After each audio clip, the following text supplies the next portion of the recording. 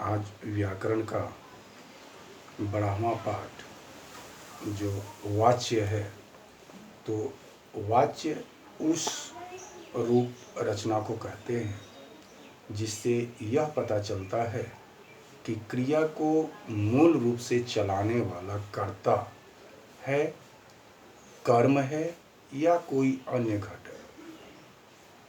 फिर से उसको देख लीजिए। वाच्य उस रूप रचना को कहते हैं जिससे यह पता चले कि क्रिया को मूल रूप से चलाने वाला कर्ता है, कर्म है या कोई अन्य घटक।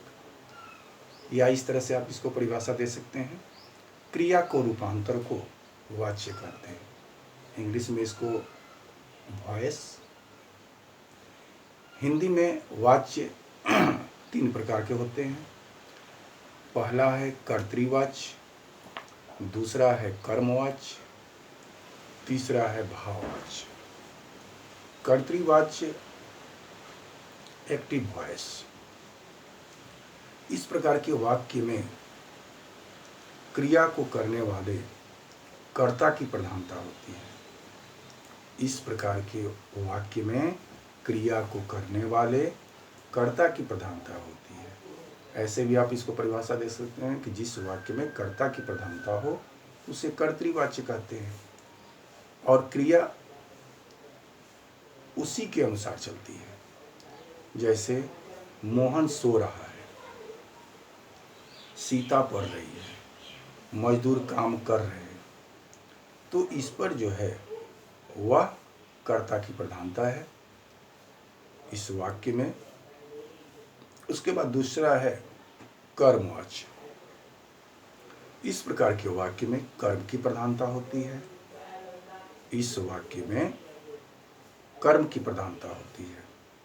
कभी कभी तो कर्ता का लोप हो जाता है। जैसे आपका काम कर दिया गया है, तो कर्ता का लोप है। दीपावली अक्टूबर या नवंबर में मनाई जाती है, इसमें भी कर्ता का लोप है। कर्ता के होने पर कर्ता के बाद से अथवा द्वारा का प्रयोग होता है। जैसे मोहन के द्वारा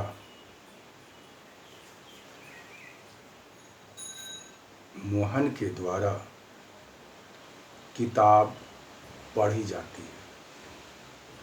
गोदान प्रेमचंद द्वारा लिखा गया है।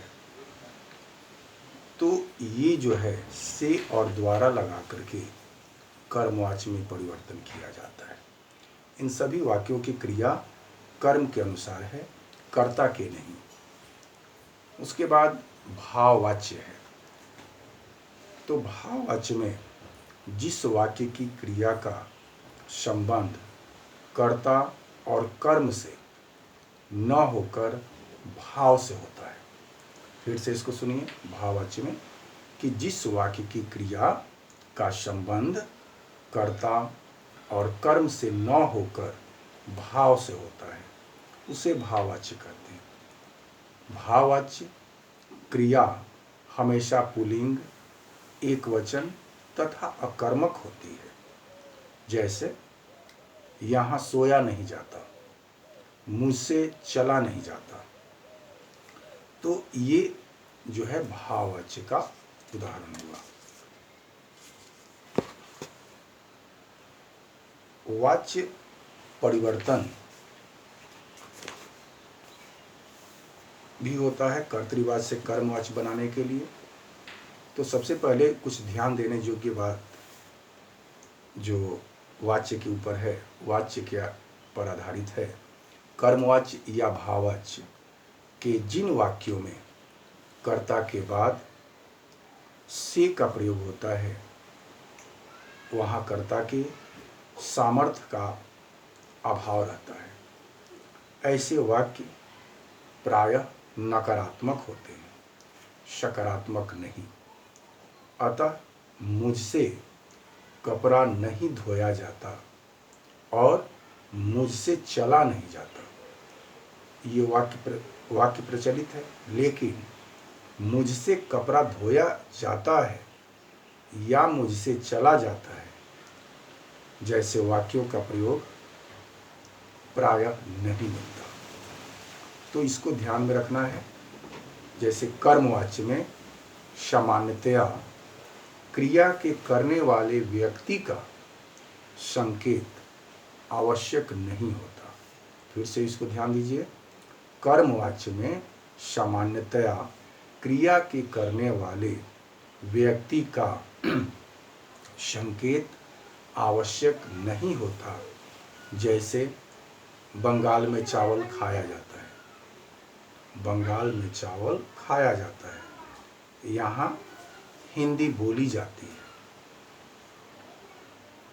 उसके बाद दूसरा जो ध्यान देने योग्य है, भाववाच्य केवल अकर्मक क्रियाओं के साथ ही संभव है। भाववाच्य केवल अकर्मक क्रियाओं के साथ ही संभव है, क्योंकि इसमें कर्म की स्थिति नहीं होती। क्योंकि इसमें कर्म की स्थिति नहीं होती। भाववाच्य में क्रिया सदैव एक वचन अन्य पुरुष पुल्लिंग रूप में होती है। आइए कर्तृवाच्य से कर्मवाच्य बनाना।